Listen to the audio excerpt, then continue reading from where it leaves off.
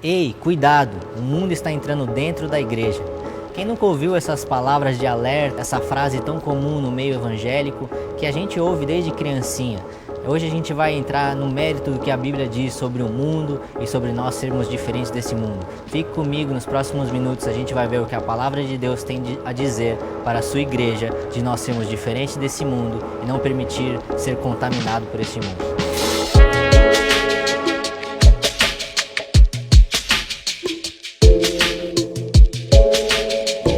Lá em Tiago 4, a palavra de Deus nos diz que aquele que tem amizade com esse mundo tem inimizade com Deus. A gente tem que escolher de ter amizade com o mundo ou amizade com Deus. E de fato a Bíblia também nos diz, lá em Efésios 2, para que a gente não ande segundo o curso deste mundo. Então a Bíblia em diversos lugares, em diversas passagens, ela de fato nos fala que a gente tem que ser diferente do mundo, que a gente é um povo separado. Aliás, isso é uma das significâncias da palavra de santo, né? Ser separado, é isso que a palavra santo quer dizer, aquele que é separado para Deus. E nós somos chamados para a santidade, sim. Então a palavra de Deus, ela nos orienta a ser diferente desse mundo, ela nos mostra que nós somos peregrinos aqui na terra, estamos aqui num tempo limitado e não vamos viver aqui para sempre. A nossa cidadania é do céu, nós pertencemos a Deus e voltaremos a Deus quando nós passarmos essa terra e formos para a nossa vida eterna.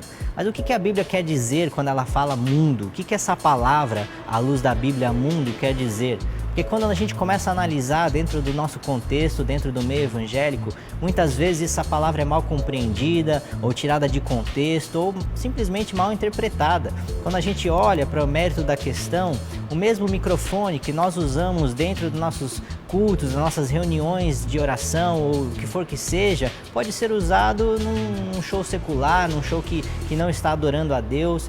A gente pode olhar também para a mesma caneta que a gente pode recitar versículos bíblicos, pode ser algo que vai ser usado para escrever algo que não tem absolutamente nada correlacionado com Deus, que pode até muitas vezes estar exaltando o próprio Satanás diante de uma escrita, diante de algum autor que está escrevendo algo que não tem absolutamente nada a ver para glorificar o nome de Deus. A mesma faca que a gente usa para passar manteiga no pão pode ser usada para cometer um assassinato, esfaquear alguém. Nós podemos também ter o celular como exemplo, o mesmo celular que nós podemos usar para ler a Bíblia de uma forma digital, em tantos aplicativos, até mesmo na própria internet, a gente pode ler a Bíblia no nosso celular, fazendo algo que agrada a Deus, para que a gente conheça melhor a Deus. Esse mesmo celular pode ser usado por alguém para assistir pornografia, um pecado explícito de imoralidade sexual. Isso está em nossas mãos, a mesma ferramenta como o celular pode ser usado para o bem ou para o mal. Então o que quer dizer de fato o mundo e a igreja? O que torna algo profano ou sagrado? A palavra de Deus também nos diz que Deus amou o mundo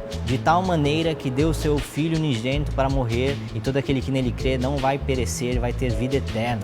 Então a gente tem que entender de fato o que a Bíblia está falando sobre mundo. A gente tem que entender o que a Bíblia nos diz quando ela se refere a essa palavra mundo. Lá em 1 João 2, a Bíblia começa a entrar no mérito da questão e a gente consegue entender um pouco melhor o que ela se refere a quando ela diz mundo, né? E eu leio para vocês: não ameis o mundo nem as coisas que há no mundo. Se alguém amar o mundo, o amor do Pai não está nele. Porque tudo que há no mundo, a concupiscência da carne, a concupiscência do olho e a soberba da vida, não procede do Pai, mas procede do mundo.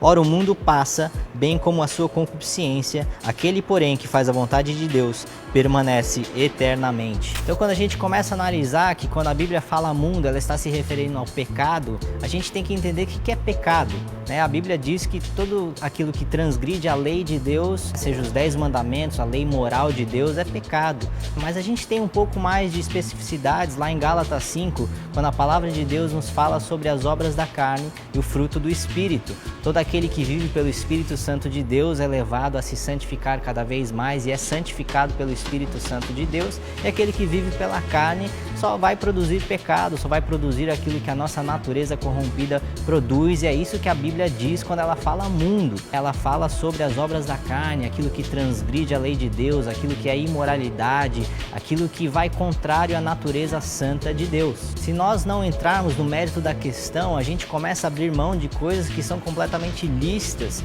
né, e completamente utilizáveis para dar honra e glória a Deus. Se a gente deixar de usar só porque uma pessoa não cristã usa, não quer dizer que a gente está abrindo mão de algo que é pecado necessariamente. A gente tem que ver se aquilo é de fato pecado ou não, segundo a palavra de Deus. Eu dei alguns exemplos aqui de coisas que nós cristãos usamos, que pessoas que não são cristãs também usam, e a gente tem que continuar essa lista e começar a entender o que de fato transgride a lei de Deus, o que de fato vem da nossa carne ou do nosso espírito. Tudo aquilo que vem da carne, bebedeiras, glutonarias, imoralidade sexual, brigas, dissensões, a gente vê tudo isso lá em Gálatas 5, tudo isso é pecado, tudo aquilo que não vem do Espírito Santo de Deus. Agora, quando nós temos o Espírito Santo de Deus, ele purifica as coisas, ele santifica, né? A palavra de Deus nos diz que o fruto do Espírito é amor, paz, benignidade, bondade, fé, enfim, tantas outras coisas que a gente sente quando o Espírito Santo está dentro de nós, ele vai nos santificar e nos moldar segundo o reino de Deus. Então, quando nós estamos falando sobre o mundo, nós estamos falando sobre pecado versus aquilo que não é pecado, que vem somente do Espírito Santo. Tudo que vem de nós, da nossa carne, vai nos contaminar e vai nos levar ao pecado e à perdição. Quando nós olhamos para Jesus, Jesus não se absteve de estar entre os pecadores, muito pelo contrário, ele estava no meio dos pecadores, jantava com eles, conversava com até mesmo prostitutas e fariseus e hipócritas e escribas e coletor de impostos. Jesus estava no meio das pessoas que estavam imundas e Jesus nunca se contaminou, ele nunca teve pecado. Quando a gente olha para Jesus, ele andava em pessoas que estavam leprosas, que é uma doença física que claramente simboliza a lepra da nossa alma, que é o pecado. E quando Jesus encostava nessas pessoas, não era Jesus que se tornava leproso, era Jesus que as curava. Não era Jesus que se contaminava, ele as purificava. Esse é o nosso papel como igreja. Quando nós ouvimos pessoas dentro da igreja falando, estamos permitindo o mundo entrar dentro da igreja, isso dá uma ideia completamente contrária ao que Jesus disse a Pedro quando Jesus perguntou: quem vocês dizem que sou? E Pedro respondeu: tu és o Cristo, Filho de Deus. E Jesus respondeu: sobre esta pedra edificarei a minha igreja e as portas do inferno não prevalecerão contra ela.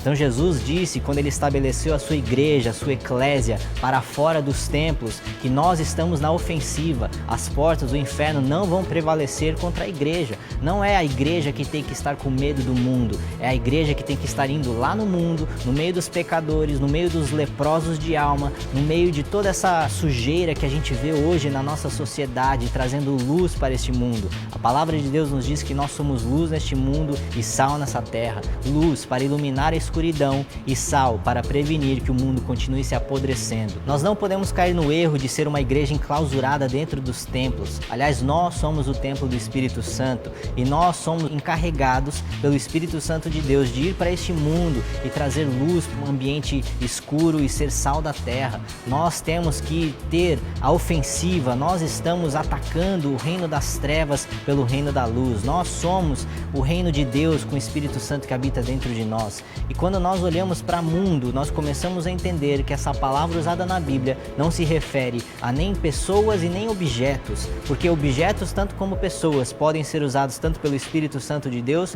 quanto para praticar pecado, muitas vezes até por espíritos imundos, espíritos malignos. Tanto objetos quanto pessoas podem ser usados para a glória de Deus ou para não glorificar a Deus. Nós estamos falando de pecado, daquilo que a Bíblia nos diz que é pecado, tudo aquilo que transgride a santidade de Deus. Então que a gente deixe de professar essa frase tão antibíblica de nós estamos deixando o mundo entrar dentro da igreja. Pode ficar tranquilo que Deus cuida da sua igreja. Nós somos a igreja de Cristo. Jesus disse: ide a todo o mundo e pregai o evangelho. O nosso trabalho é ir ao mundo, o nosso trabalho é ir em direção aos pecadores e lutar contra o pecado e não contra pessoas e nem contra objetos. A nossa luta não é nem contra a carne nem contra sangue, mas contra espíritos malignos, potestades e principados. Nós temos a autoridade que Cristo nos concedeu quando ele venceu a cruz, venceu a morte, venceu o inferno e todas as legiões satânicas. Jesus já é vitorioso e nós temos essa vitória em nós. Então, que nós lutemos sim contra o mundo, mas nós temos que entender que o mundo é o pecado e tudo aquilo que assola a humanidade, que é a iniquidade, a concupiscência, as obras da carne. Contra tudo isso sim, lutemos com todas as nossas forças, mas não tenhamos medo